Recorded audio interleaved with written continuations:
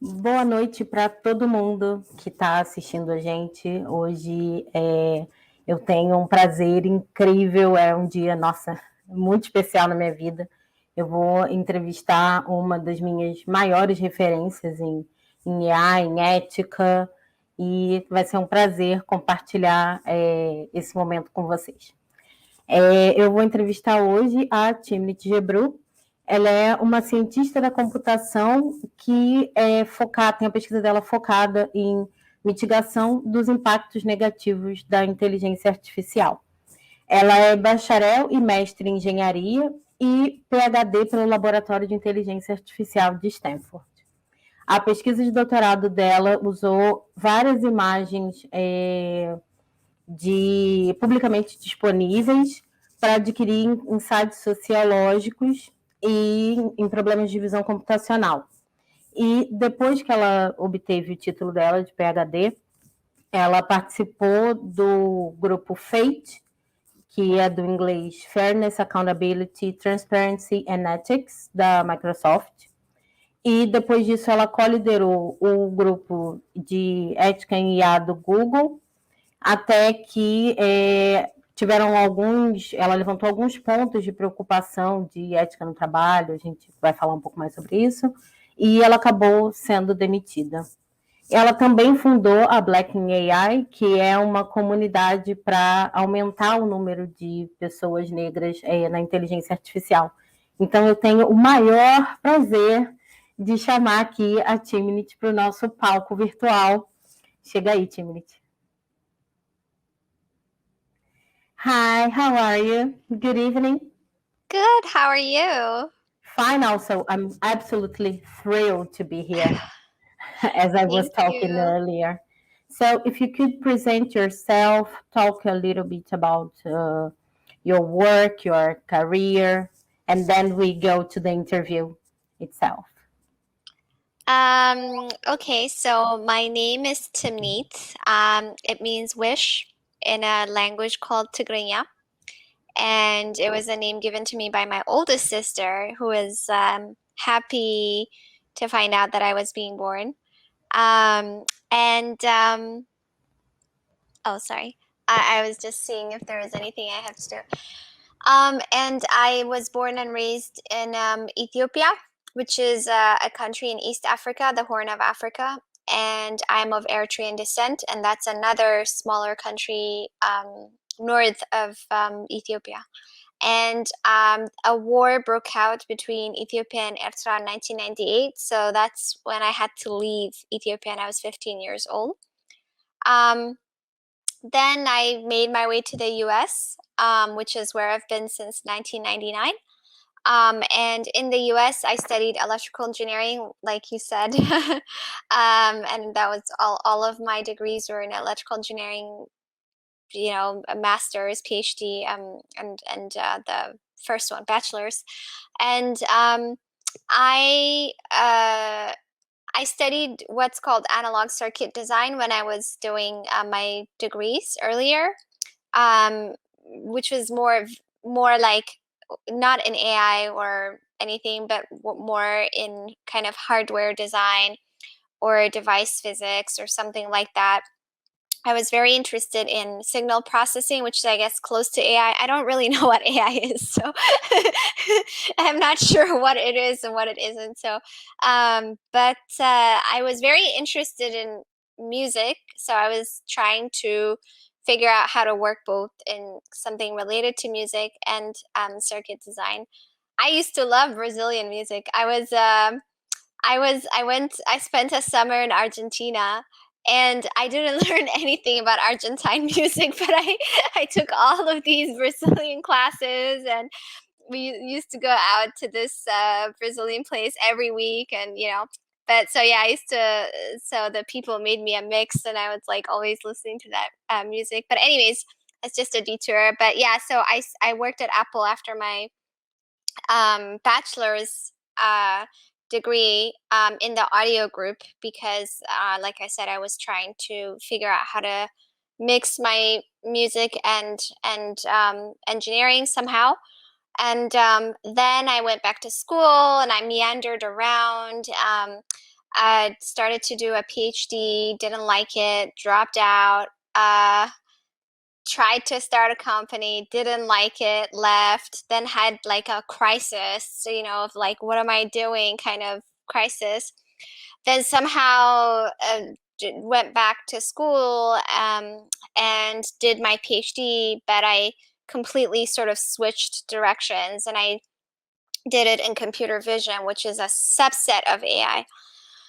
Then towards the end of that, I did another sort of detour, kind of getting worried about, what I was seeing in the field. And so then I guess since then, most of my focus has been more on trying to minimize the negative impacts of artificial intelligence.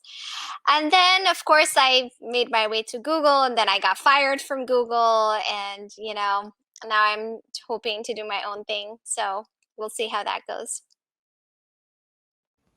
Yeah, I'm just amazed that you know and likes Brazilian music. I haven't been hearing anyone's recently, but back then, and then I came back from Argentina and I sought out some Brazilian clubs in the Bay Area. There weren't that many, but there were a few. And then I was like taking Brazilian classes here too. So there were some classes where there would be live drummers and a teacher, and that was a lot of fun. But yeah, I want to do it in Brazil though. Please do come. That would be We're fun. waiting for you. So you talk lots about what did you study it, but one thing that always came to my mind, because we have a small number of girls and women in STEM areas. Generally, women are really interested when they are young in math, but then something happens. We know what happens. Yeah, something happens. What is it? Something happens with Magic. yeah. Something happens, and then all the girls disappear. At my bachelor class, we had 60 students and only 7 girls, and this was some kind of record. It was wow, Yeah. so many ladies and stuff, and of course I was the only black woman, person, not woman, black person in the entire class. So, what led you to the field of engineer? Someone in your family supported you, or do you some other woman inspired you? Yeah. How was that? So I think my childhood was very important because I was in Ethiopia until I was 15. So everybody was black.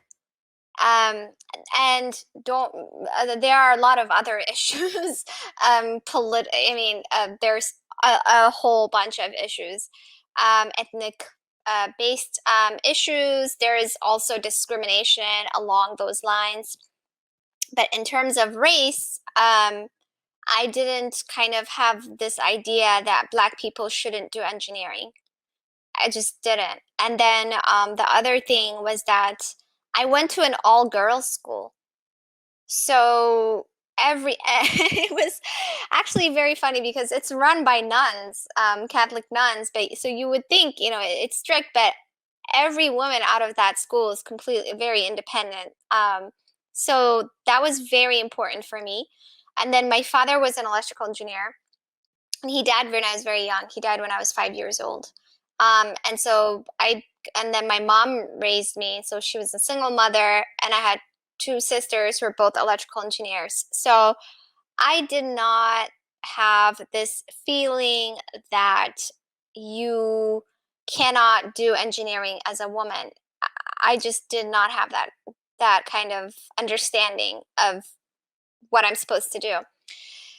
And all of a sudden, I arrived in the US, and it was like, what is happening? what's going on. I don't understand what's going on, right? It was from day one,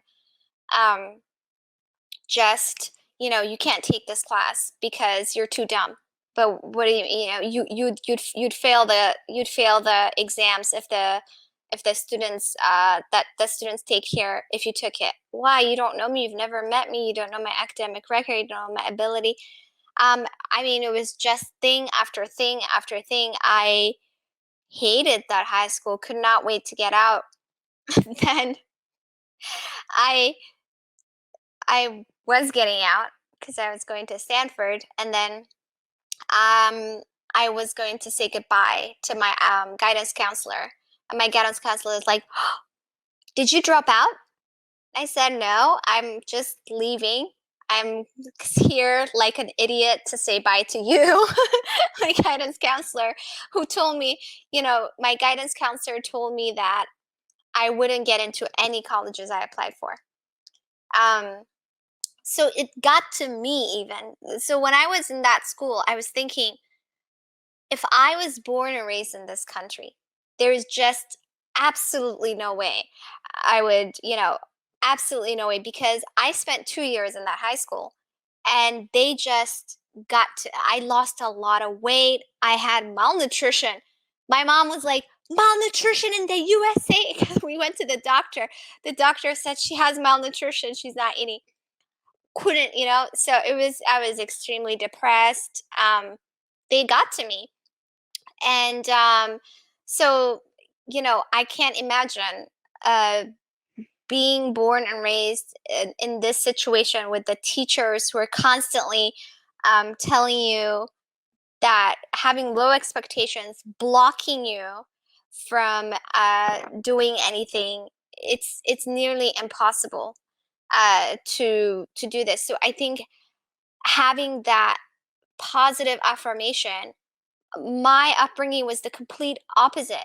If I was not number one, people in my family like, why are you not number one? And I'm like, why do I have to be number one all the time? That's how I grew up. So then coming to a place where it was so confusing, so confusing the way they were treating me. It was such a, a flip, and they got to me even in those 2 years. But if I didn't have my years of affirmation before that, I wouldn't have been able to deal with it. Yeah, I'm really amazed to hear you, because I have a father who's also an electrical engineer, and he always told to me and to my sisters to do whatever we wanted. We used to assemble our own computers at Awesome. home. So I guess all the things made possible for me to choose computer science Yeah. when I was choosing what to do. But this is, I'm the exception of the exception, Yeah. because everybody systematically, as you said, say to the girls, "Oh, you can't do this. Oh, you should get married and have babies, and Hmm. this is your path. The only path you can pave is this." Yes, So every time undermining the it's true. confidence. My mother's so yeah, in our family, my oldest aunts were a different generation. They had to marry at 15, have kids, and that was their life. They didn't go to school. They didn't have an education. That was for the men. All the men were able to go to school. It changed by the time it got to my mom's generation. She was able to go to school, so her life turned out very differently. But so but for me, I was insulated, from a lot of that. Going to school where I went to school, being surrounded by the women I was surrounded with, but still, I was very well aware that that wasn't the case for everybody, because even in my own family, we're just generations. You see the generations, right? And how it is, and the expectations that people have. And actually, like we have this program called Add This Coder that my friend Jelani Nelson started, and we run that program in Ethiopia, in Addis Ababa. It's a 1-month program for for high school children, and it's an algorithms class. So he's a professor in algorithms in theoretical computer science. So it's a very intense class, and these are kids from all over the country, and they're mostly, it's kind of half. Most of them are in public schools, some of them are in private schools, and so many of them didn't know, what computer science was or anything when they get introduced to it. And then they get excited, and some of them actually decide to study computer science. We have people who have gone to like MIT and Harvard and all this stuff, and we help them get to the schools, and then they become alumni, and they work with us and to teach the class. But many of the women in there, we're like, you're amazing, you can do computer science, like, let's, we can help you do your applications, we can help you do this. Even after all that, they would study medicine, because that is the secure, prestigious thing to study there, and they don't want to take risks. They're not allowed, right? You're not taught to just pursue your dreams as a woman. Take a risk. You gotta do this secure thing. And so I noticed that, like, all these amazing women in this space who discovered that they like it still didn't pursue it. A few did, but many still didn't pursue it. Yeah, it's really, really sad, in fact, because nowadays we have lots of initiatives like PrograMaria.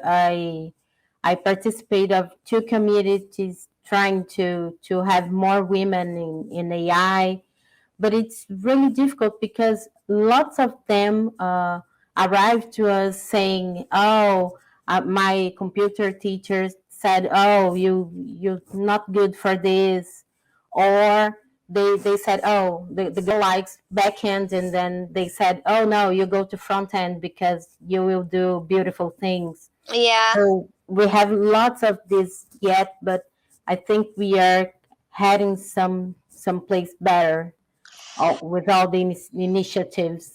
Yeah, it's the same everywhere. And sometimes they say it very clearly out loud, very clearly like that. And then sometimes they don't say that, but they act in ways that makes it very clear what they think. And for me, that's harder. When they say it very clearly, you know where you stand. Oh, I'm dealing with a sexist person right there, or whatever. But many times what has happened now, I think, is that they know they're not supposed to say things like that.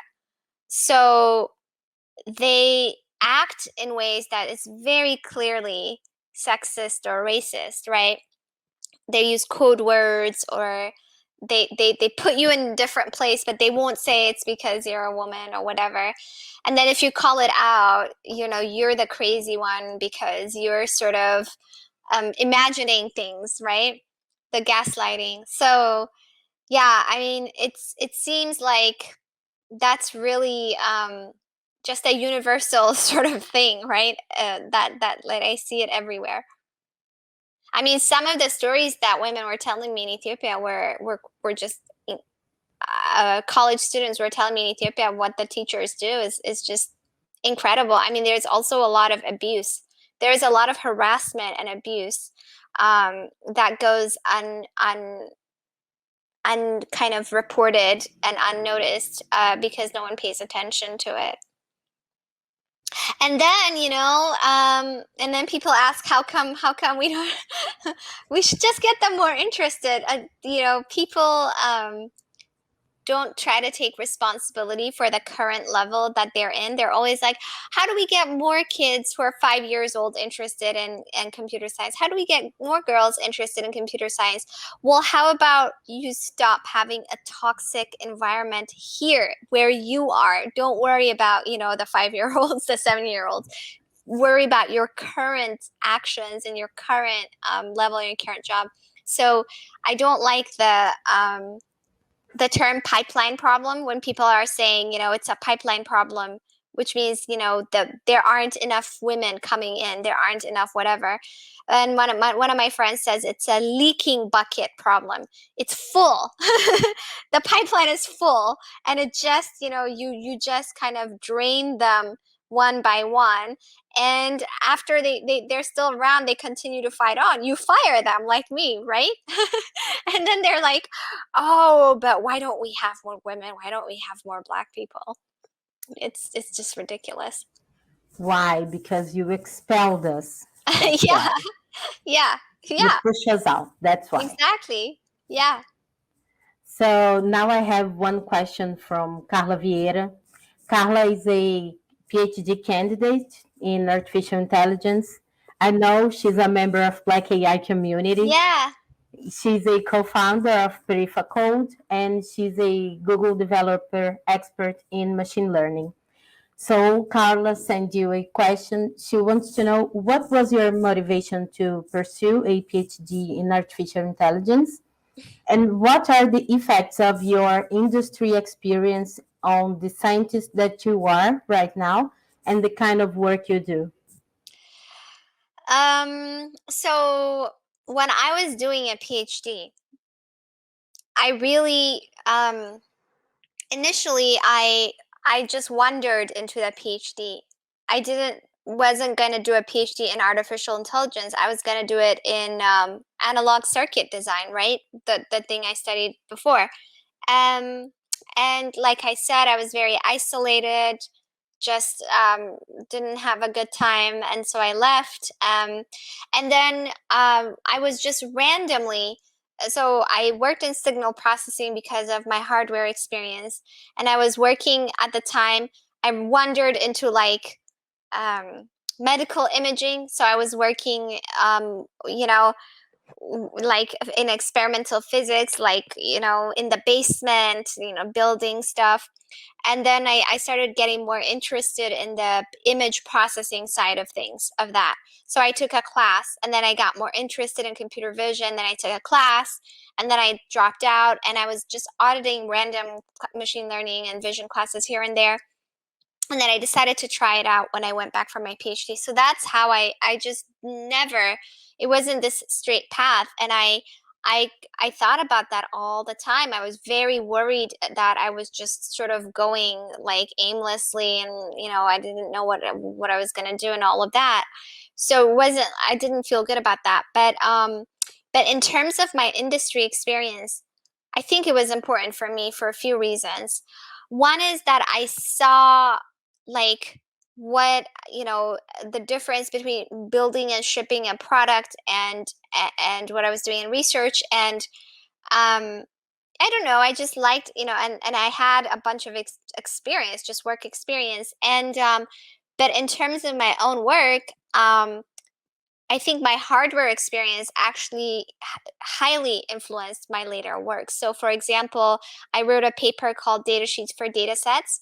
And this was a paper about how all data sets should be accompanied by information about how the data set was collected, how it, and what it should not be used for, etc.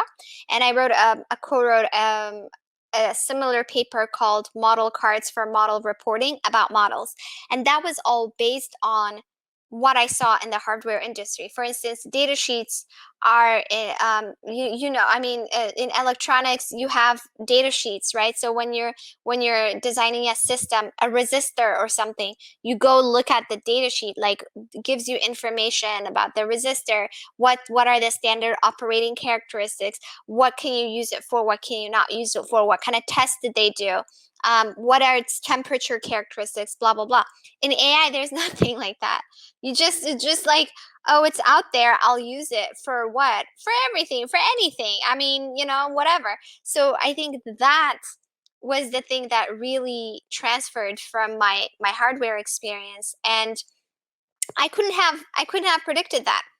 For me at the time, I was just doing this and doing that and doing this. I'm like, oh my God, I'm jumping around. I'm having this whatever. I don't know what I'm doing. So that's how I felt at the time. But but that experience is what allowed me to I would say have a specific point of view and make that specific contribution to my field.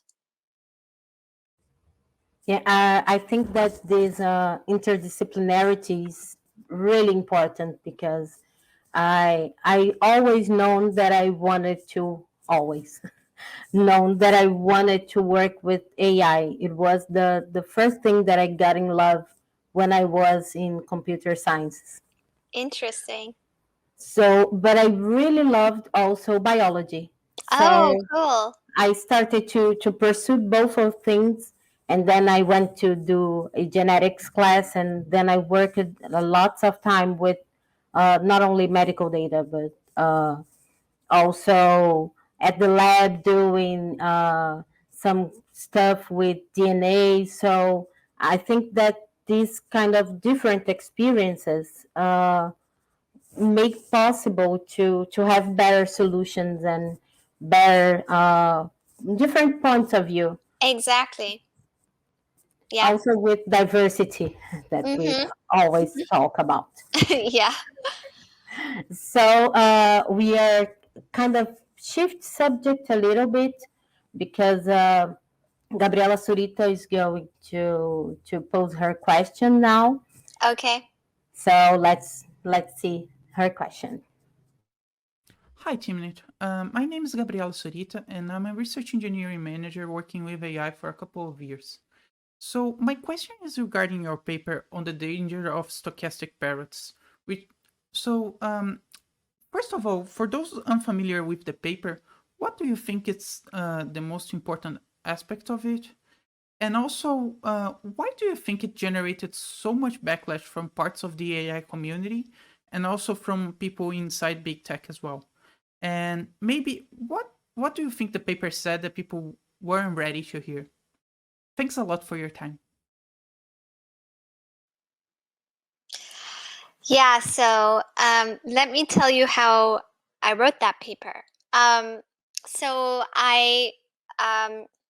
when I was at Google, I saw that Jeff Dean and other leaders were just getting so excited about large models. Let's build large models. Let's build giant models. Why are we not the leaders in building large models? Why are we not the leaders? And then I was like, okay, also there's these issues that at the time, Anima Anand Kumar, I don't know if you know of her. She's a director at NVIDIA and she's a professor also. But she got bullied off of Twitter. She's too exhausted. She hasn't been on Twitter for a long time. But she was speaking up a lot about the issues with GPT-3, which is a large language model that was put out by OpenAI. And it generated racist and sexist language, etc., etc.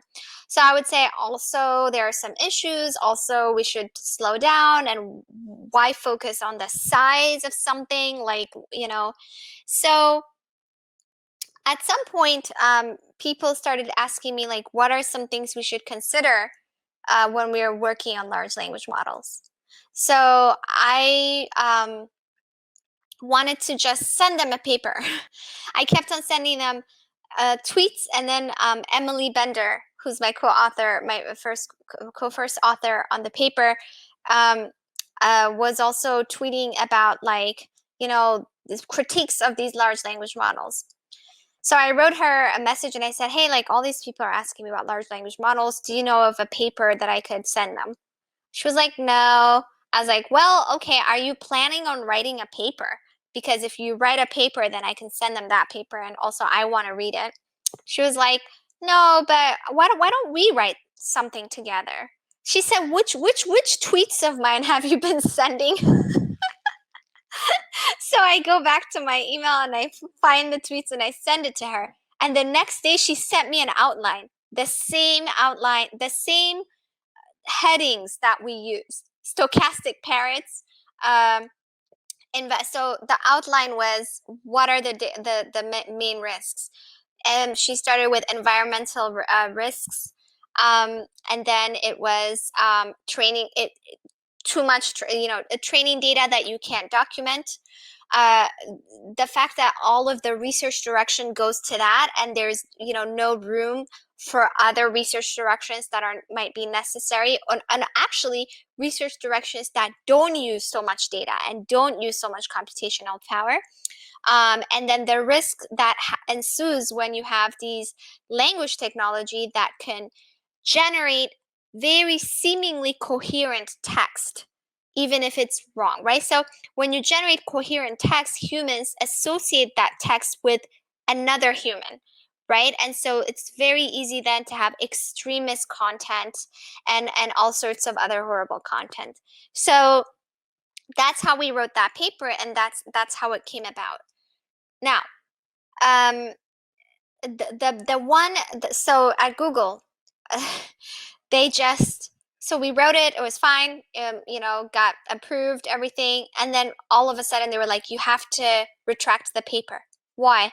Well, people just said you have to. I'm like, you realize I'm a researcher. You can't just tell me just because I said so. You're like, that's not how this works. I'm not gonna just be like, oh, I guess my boss says so. No, that's my research integrity that you're putting in place. And if I just write papers that you say yes or no to with absolutely no discussion, that's not research, that's propaganda. So you're starting to censor my work. Anyway, so finally they gave me some one-page weird, like very vague kind of reasons, which I wasn't allowed to see. So my manager read to me, I took notes. Then I wrote a 6-page response, which they never responded to, because they had very little respect for me, so little that they didn't think a conversation was necessary, right? They just tell me what to do and I say, yeah, sure, yes, master, and I just do it. And I just increasingly started to get more and more upset, because it's like, if you tell me to do this way, I say yes to this, what's next? And how can my team do their work? So the question about why it's why Google reacted so badly to it is very interesting. First of all, I didn't think this paper was going to make waves at all. I thought it was just going to be a paper. We write it, we move on. Not a groundbreaking paper, just a paper like any other paper. And they said, they thought it was too critical. What they're used to is not something that questions the very essence of a particular technology and its rush. What they're used to is something like, yeah, obviously large language models are really good. You have to start with that baseline. And they're useful for society. And Google's doing great. That's the baseline. But there's this one minor problem, and this is how we can fix it. It's not like, let's rethink this entire line of work, because it is causing a lot of problems. So that's one. And they use, large language models in everything.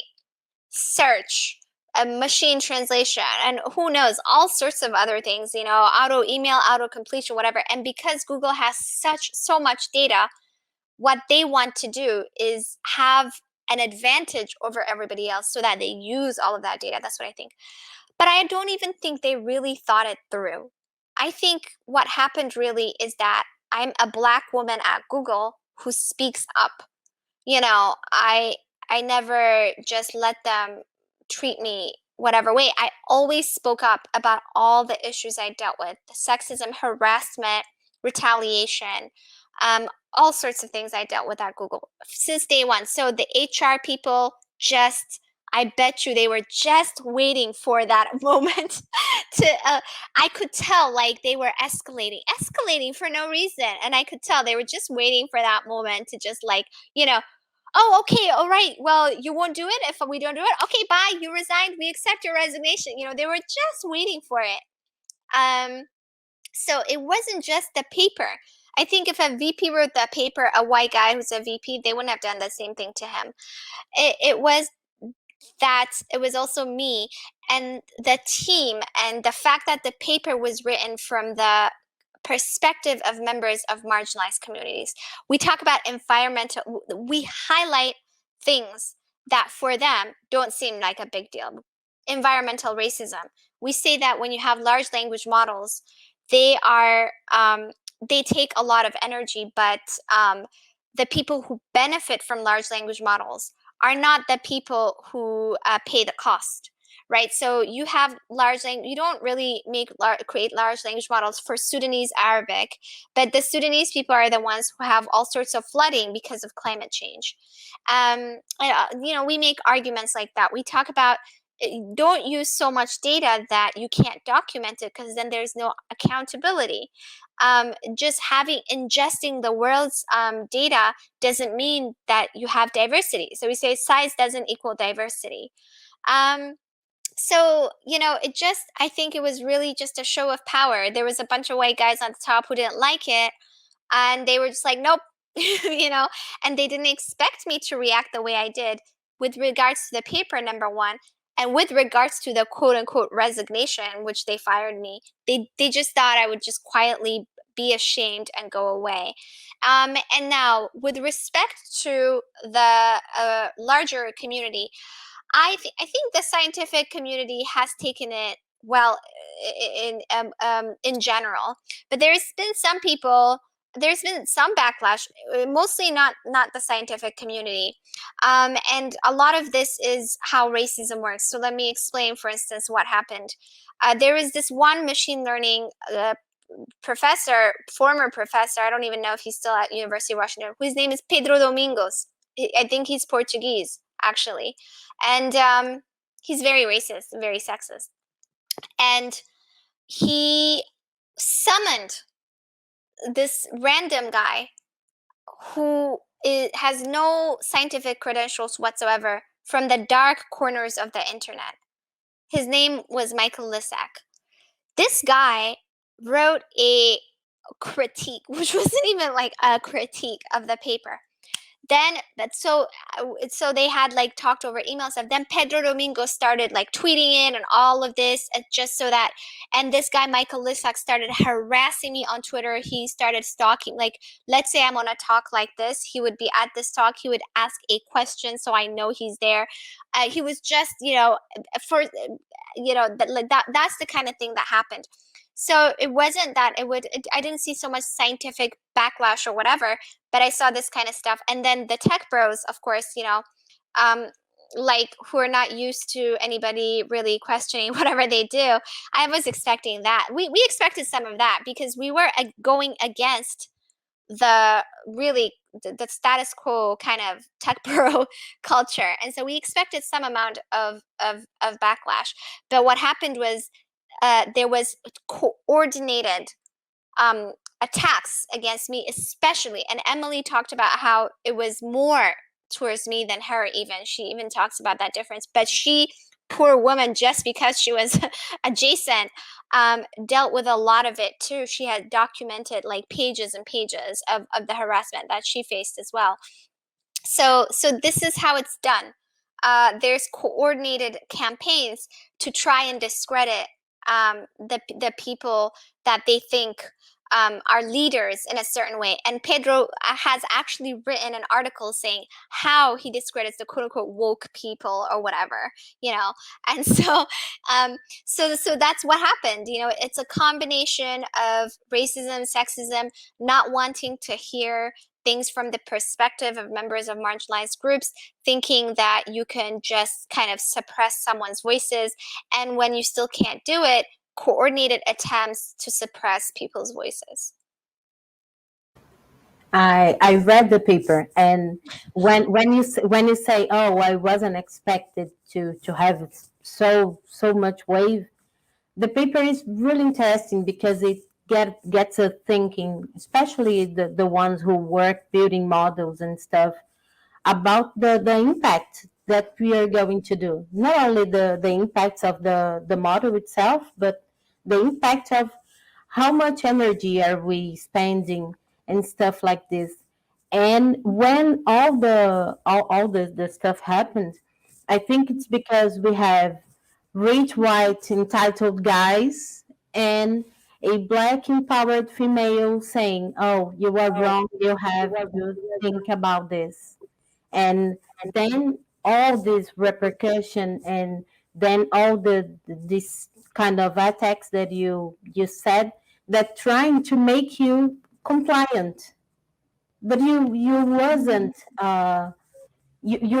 You didn't want to comply, because we don't want to comply. We want to have our voices heard, because we are saying stuff that matter.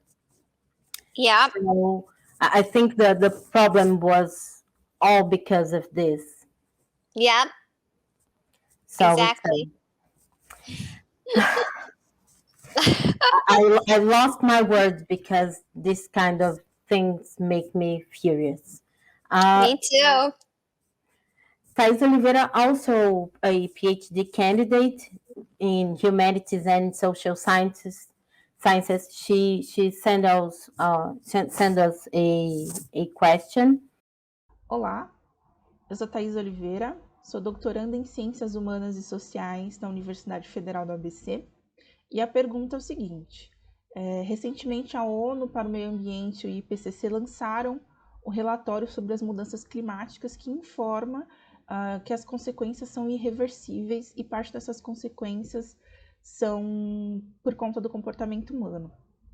No artigo que motivou a sua demissão da Google, você fazia algumas observações a respeito da grande quantidade de energia necessária para rodar grandes dados e as consequências disso no meio ambiente por conta da emissão exacerbada de CO2.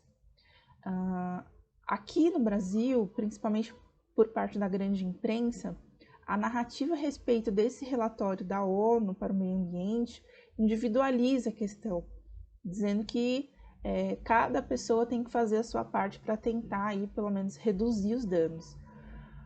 Mas eu queria saber de você, principalmente por ter ocorrido esse alerta, como é que a gente consegue responsabilizar as grandes corporações a respeito da sua grande emissão desses gases, principalmente aí as corporações relacionadas à tecnologia e dados, como a própria Google. Obrigada. Yeah, so it's interesting that so that section of our paper was what got Jeff Dean especially just so it's a running joke, section 3, he just would like fixate on section 3, because one of their narratives was that, oh, we're carbon neutral, so you know, our data centers are carbon neutral, so we don't have to worry about that. And one of the things we were saying in our paper is that, you know, it's not like you still are consuming resources. When you have a certain number of wind turbines or whatever, you're cutting 1 million trees. You're cutting trees in this area to create your data centers, not to benefit that area, but to benefit some other area. And then a different area is going to be the one that's paying the price. And so there is this, I think in all the conversations about climate change in general, there is this wanting, and I was just in a conversation with Vanessa Nakate. I don't know if you know her. She's an environmental activist. She's Ugandan. So she's much more eloquent and much, more informed and amazing on this topic. But she talks about how the way people talk about climate change is as if, there is some sort of silver bullet that doesn't require using less resources, right? Even if you have renewable energy, it's like you're gonna get, cobalt from the Congo, and there is a limited amount of that, and they're suffering the consequences. You're gonna cut a certain number of trees somewhere else. So you can't just say, oh, we're carbon neutral, so we could do whatever we want.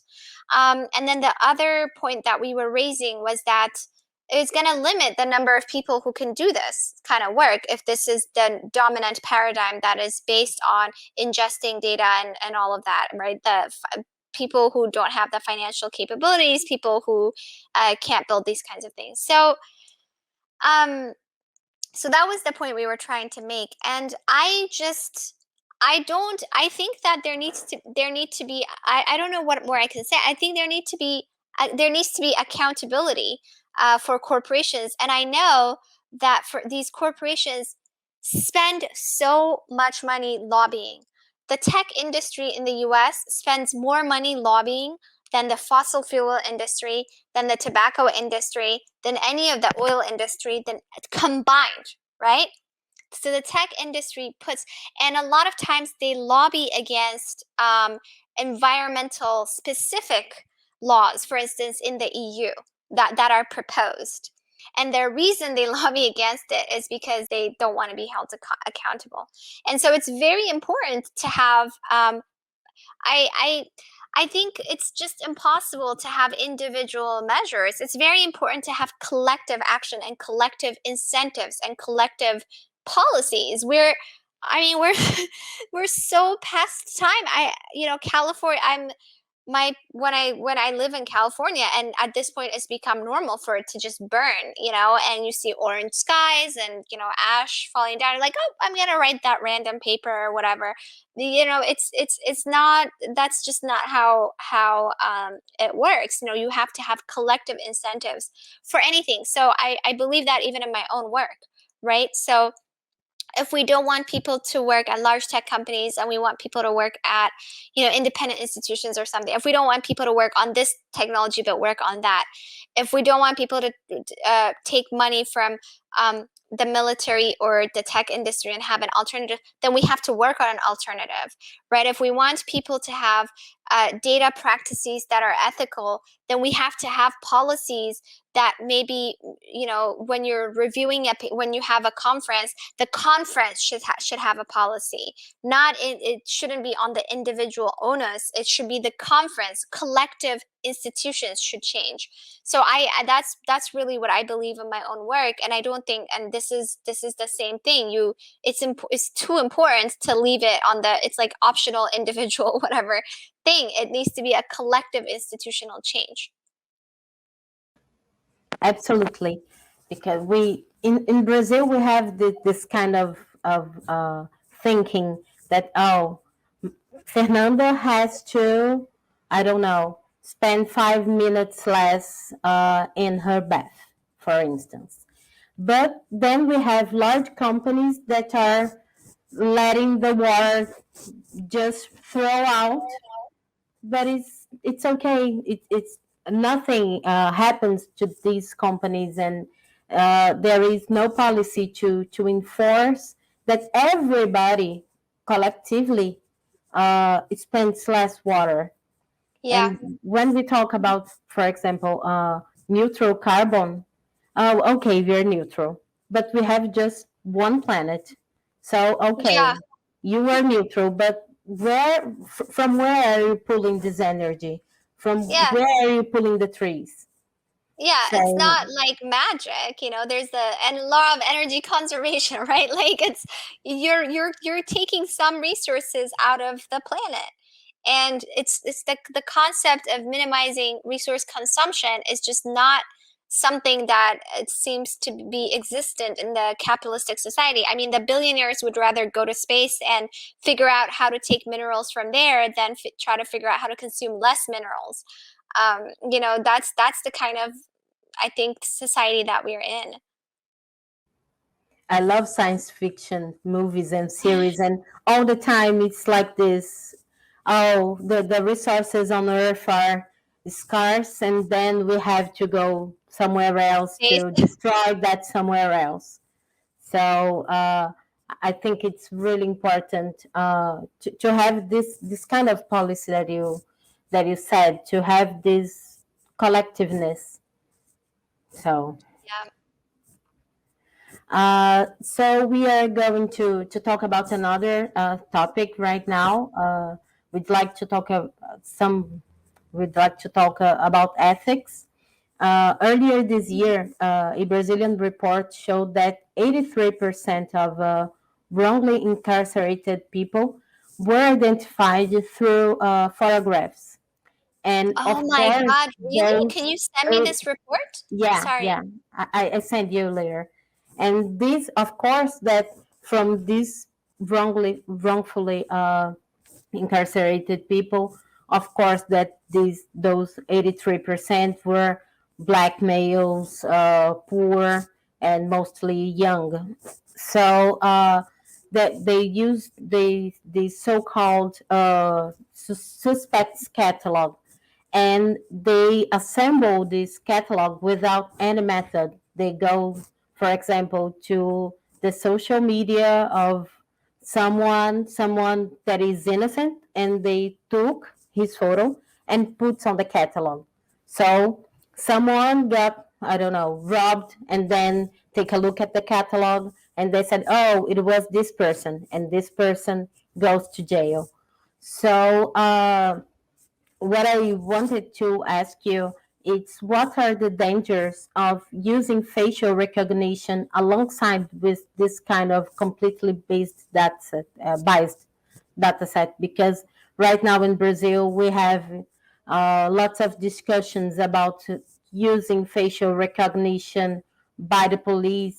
So really wanted to hear your opinion about this. So here in the US, there started to be bans on the use of facial recognition by police in various cities. So in San Francisco, Oakland, some of Massachusetts, I'm not sure if maybe Boston, there's just been a bunch of cities that have been banning it. And there are many dangers. So there is a danger of using it because it's not accurate. But then there's also a danger of using it even if it's accurate. That we don't even have to go to the latter part right now. We're in the former part.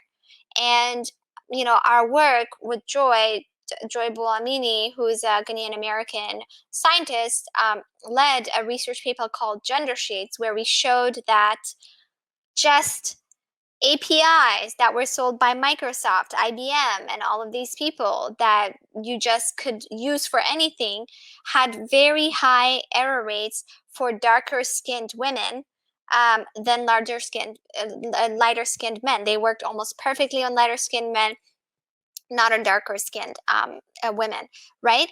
And so this was a sort of something that implied then what is the type of face recognition or face surveillance tools that people are using. So in the States, there was no need for any of these organizations, law enforcement, to tell the public what they were using, for what purpose, what its accuracy was.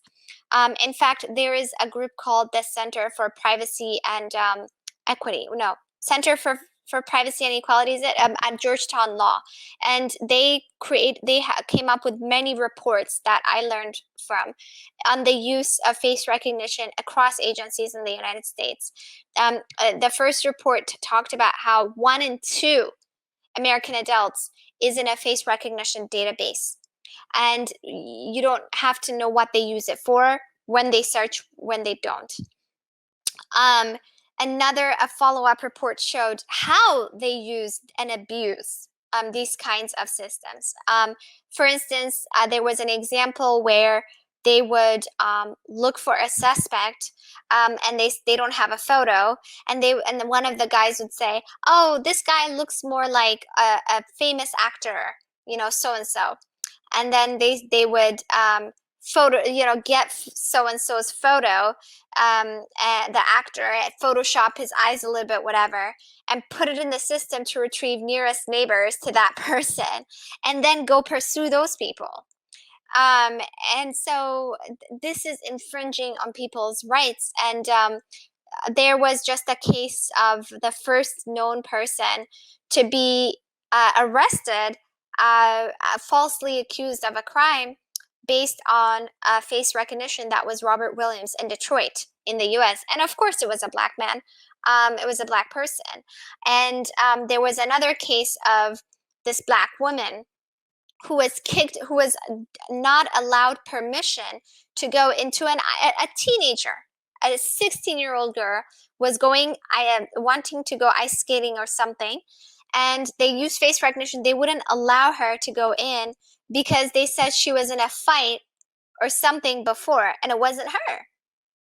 And so they just were able to just sort of dismiss her like that. And there is a huge danger of mixing something that doesn't work with kind of your certainty about it working, because you think, oh, this is technology, so it's magic, so it works. It's called automation bias. You just assume that it works. You don't kind of question it the way you would question people. And we're seeing this everywhere. I'm very worried now about language technology that is similarly being used, like translation and all of that, by high stakes people, like governments and stuff in immigration agencies, to vet refugees or something like that. It's similar. So this is really not okay, and I don't really know. I think there should be some sort of universal laws that people are working towards, but definitely this is a very, very dangerous thing to do. Especially in a society that are completely racist. You told about some cases here in Rio.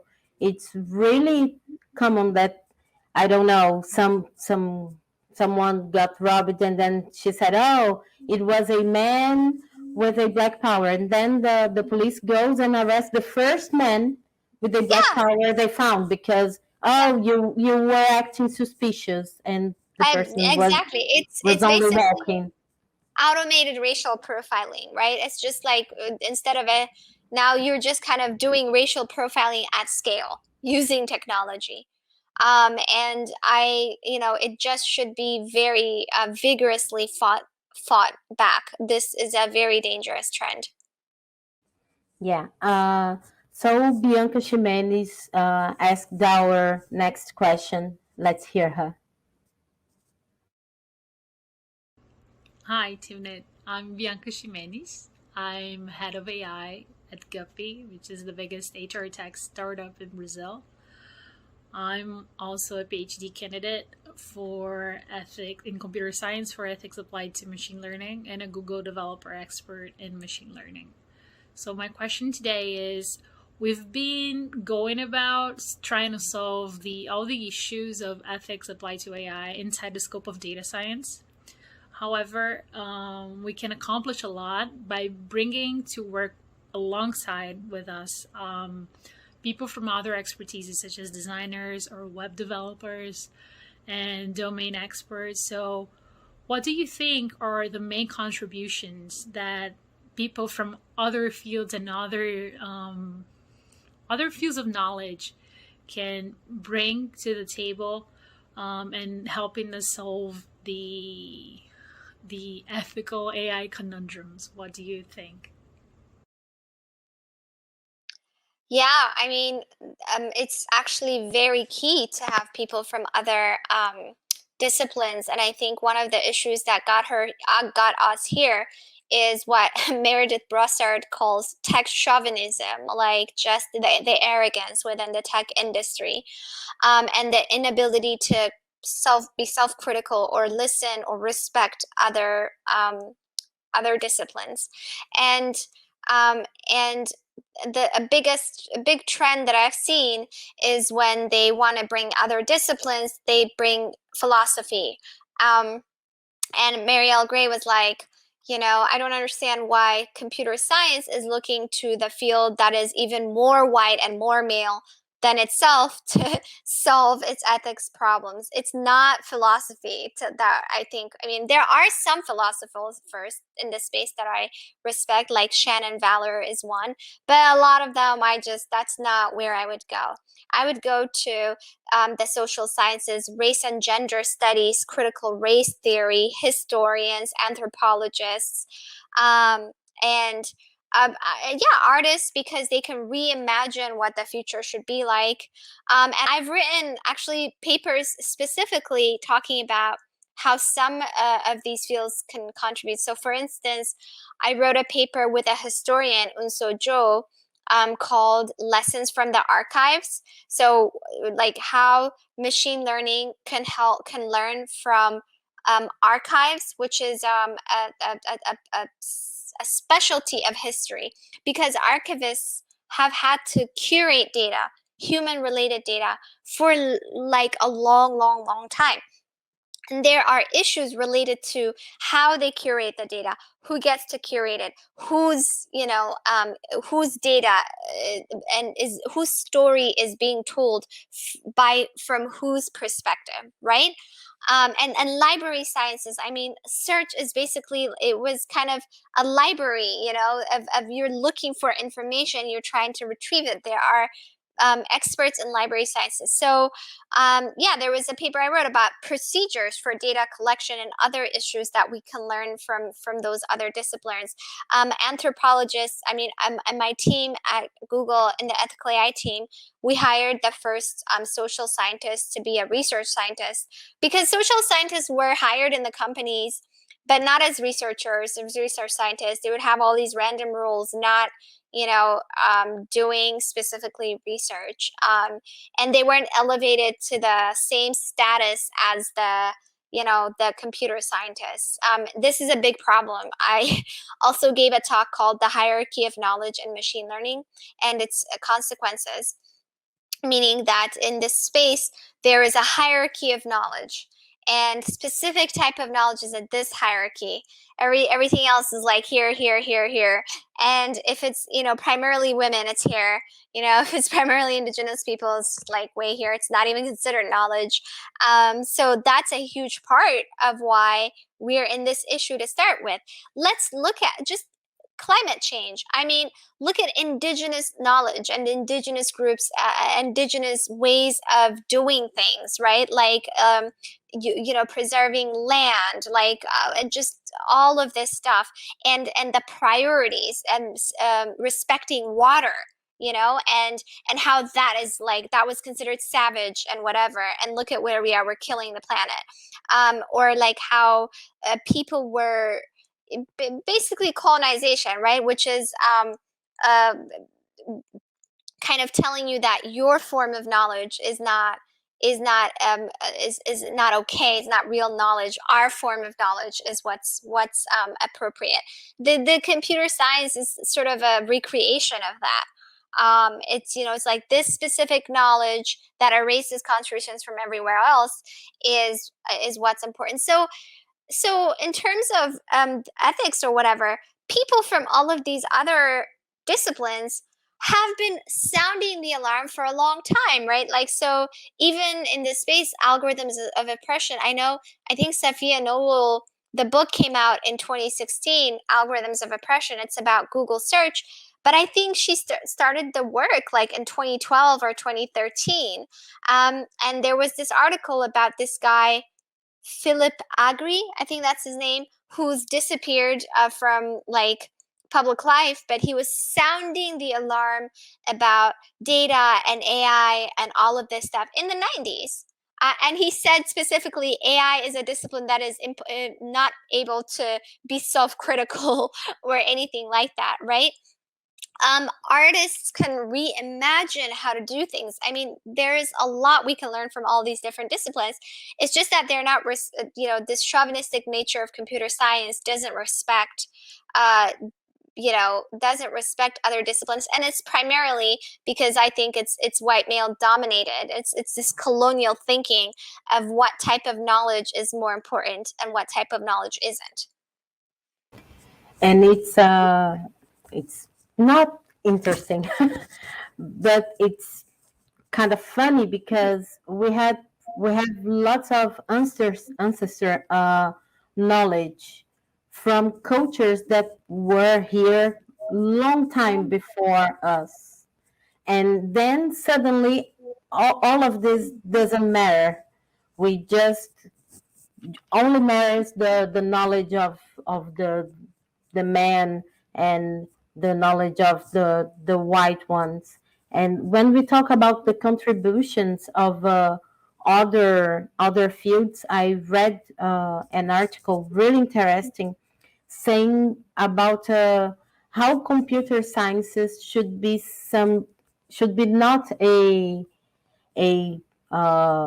mathematical, classified as a mathematical stuff, but as a society stuff, because we have computer sciences all over our life nowadays. I grew up in another time, so we didn't have computers all the time, but all the kids that are born right now, they have access to internet, to computers. So we have to have this kind of discussion with people from other domains, so we can think and assess what the kinds of impact that these have in everybody's life, not only. Yeah, it should be a social discipline. Exactly. It's related to people. Yeah, I agree with that. Exactly. So right now I'm going to ask the question that Thais Oliveira sent.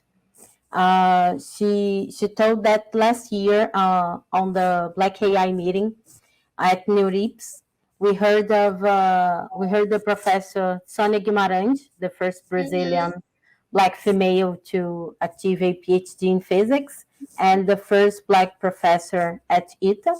For those who didn't know She's that, fierce. I loved her presentation. She's absolutely fantastic. Yeah. Just a parenthesis. She's fantastic. And without any question, she's an inspiration for many Black female researchers.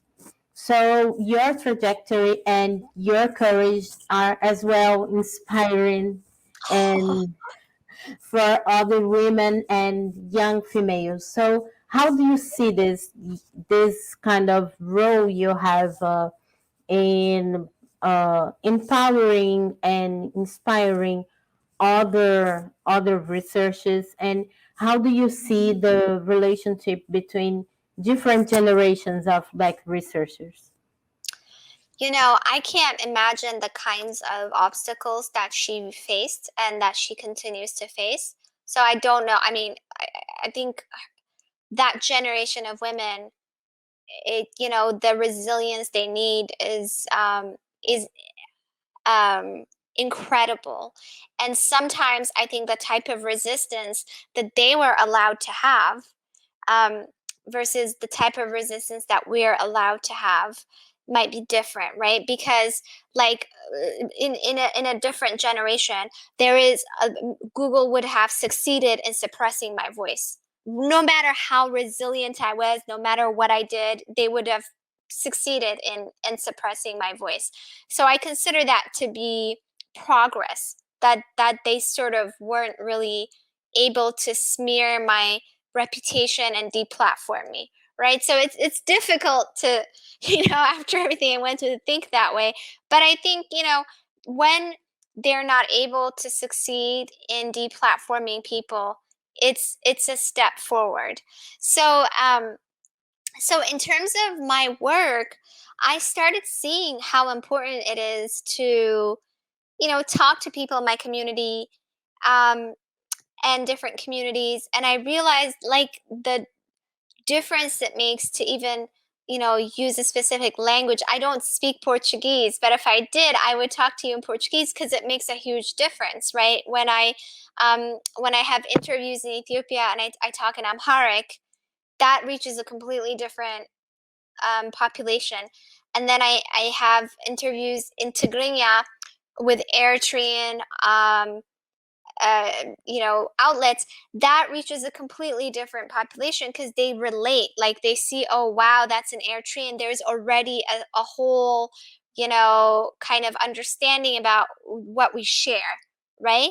And I think that's really, I didn't realize how important that was, because I think it's really important to for people to know, like, there are different kinds of people in this space.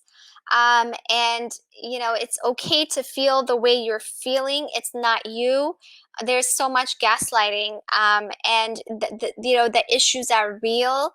And we are saying the issues are real, so hopefully you'll also know that the issues are real, and there are other people like you, so you don't feel so alone. That's why we wanted to start Black in AI. And initially, actually, it's really funny. We don't see this now, but initially, everybody who joined Black in AI it was so funny. They'd be like, "Oh wow, I thought I was the only one. I didn't know." Like that's how I wish I could go back. There was a lot of people like that. And so I think it's very important to give people models of different ways of being, right? Like you don't have to be a certain way. You can be this other person and do this thing. And that there are many different ways of being. You don't have to adhere to a specific way. So yeah, these days I'm seeing how important that is, and how important it is to talk to different groups of people, reach different communities, because also I consider it a very important part of my research, because I think that when you think about your research, when I think about my research, I have to think about what kind of impact do I want my research to make. And one of the best things to see, for instance, was, for example, for people to use gender shades to fight for their communities. When people were, fighting against installation of face recognition tools in their homes, they took our paper and they went to the legislature. When people were fighting against facial recognition in Detroit, they took our paper and so in order to give your community tools to make your research useful to them, I think it's very important to talk about it in many different forums, rather than just like, you write a paper and then it's over. I couldn't agree more, because when we arrive at some place that people are similar to us, it feels really like we are heading home. It's completely different to go to a conference with all the white males, and sometimes only I don't know 10 other women, and then you arrive at some place that you feel safe, because sometimes we didn't even feel safe in spaces like it's that. very, very simple. I was looking at your hair, right? And my hair. And when I was I never had my hair like this when I was in boarding school. I mean, when I was in Ireland, when I was 15. I just was like, everybody washed their hair every day, so I had to do that. There's no way I'm not supposed to wash my hair every day. That's just not how my hair works, And but I was just taught not to like my hair texture. This is not an acceptable way to have your hair. Just for me to get to a point where I'm like, you know what, this is my hair, this is how I'm gonna have it, in professional whatever situations, and then see many other people like that is different. It's different. And so it's just very like things that people think are so little and simple make a huge difference for us.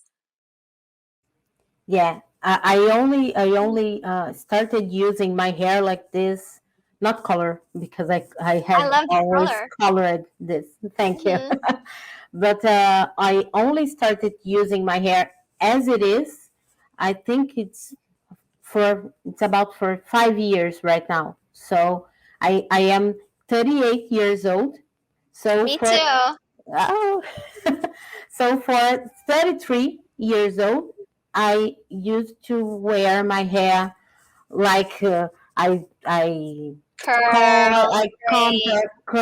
or braids, or I love braids because I can change my hair a lot, but not as an imposition.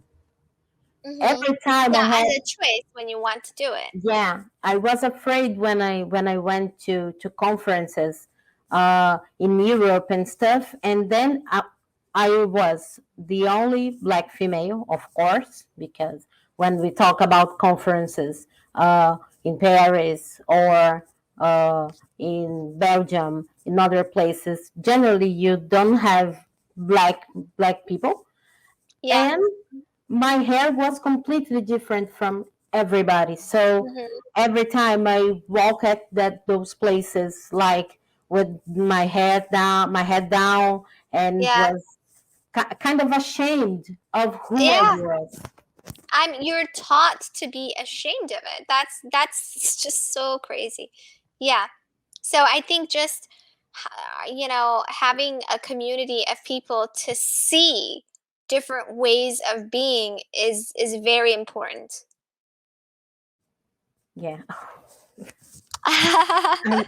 Absolutely. I could spend the entire evening here talking to you, but we arrived in our final question. Oh, Which is which is from Mina da Hora. Let's hear from her. yeah. Okay.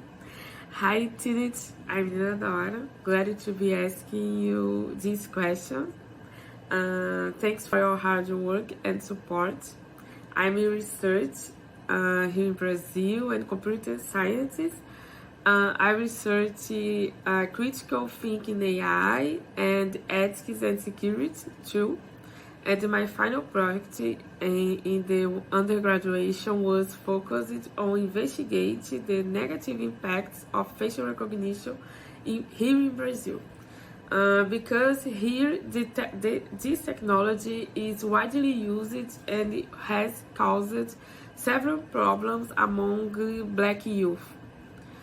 My question is about algorithmic colonization. You who have already worked and researched in companies and universities considered top in the field of AI.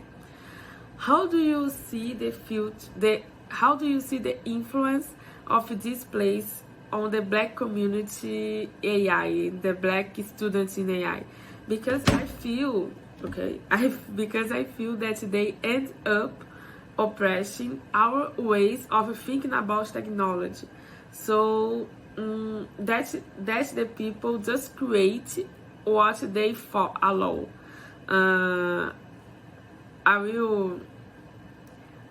I will ask again because it's confused. I think these companies and this university influence me and my other friends and the Black community to create just technology allow for there. So how we can build or rebuild our technologies thinking from our culture. It's a bit of what I feel participating in the Black community, Black in AI, because it's creating technology for our community and for other people, thinking about the benefits and thinking about the ethics and philosophy and the free and the open access. I'm a little resilient from the companies. Resilient, not. I'm very resistant with this company because the discussion and the philosophy fear me. No, it's not this. Yeah, that's a very good question. And I heard about her my friends were telling me about the struggles she was having in college. Like they almost weren't gonna graduate her, and I was about to like, let's do something. But then I was like, like, please don't do this. yeah, then they said it was okay, so that's good. So it's a very good question, and I think this is one where I myself am trying to figure it out. Because it's very difficult to understand the influence that everything is having on you, and what's negative, what's positive. And it's a journey for everybody, and it's been a journey for me too, right? Because, for example, it just is very context specific. If I just gave a talk in Ethiopia about NLP ethics and my paper and all of that, and one person was like, we don't even have we don't have the ability to participate in technology right now. All of the students, if they study technology, they can't even get a job anywhere. We can't even do this. So why are we even thinking about ethics, right? So I can't tell them, hey, I got the opportunity to work at a big company. You shouldn't, though, right? Don't do that. It seems very disingenuous. So what I try to do is like, okay, you should provide opportunities for people to have all the different options. They should have the option to work at a large company, get rich, and then do their own thing, like all the white people get to do, and then be influential. And then we should also encourage people to create their own companies and institutions and provide support for that, which is, I'm no longer leading Black NAM, but that was a program that started in Black NAM when I was there, the entrepreneurship program. And I'm working on my own thing that I can talk about a little bit about it later, where I'm hoping that we'll work on technology that centers the perspective of marginalized communities, or like research that centers the perspective of marginalized communities, because we saw what happens the moment you start to do that, right? You get fired, like me. So I think that I'm trying to see what are the great examples I've seen, right? So one great example I saw was this Wired article I recently read about the Maori people in New Zealand who were colonized, right? And the reinvigoration of their language. And so they created this data set from using, they had a competition, and they had like these radio stations, and a whole bunch of people submitted, lots of speech. So then they were able to create enough data to create language technology like speech, recognition, etc. Work on that at least for their language. But then all of these companies started coming to them, asking them to sell their data, and they refused. And then they published their refusal and why. And they were saying that they want to make sure that anything that they do with this data will first and foremost benefit them, their people. And they don't see how selling it to this company is going to benefit them. In fact, what they were saying was that, they beat the language out of us, for our ancestors, right? They beat us up if we speak the language. And now they want to sell it back to us as a service. She talked about algorithmic colonization, right? It reminds me of, colonization or right now. What is it that happens? I mean, oh my God, I was just reading, Canadian mining companies have like 70% of the world's mining share, right? And there is this, they gave this aid or feminist aid or whatever in Tigray in Ethiopia, in the northern part of Ethiopia, that is currently undergoing a horrible, horrible civil war. And so the Canadians have not said anything about the war. Why? Because they gave this like feminist whatever aid.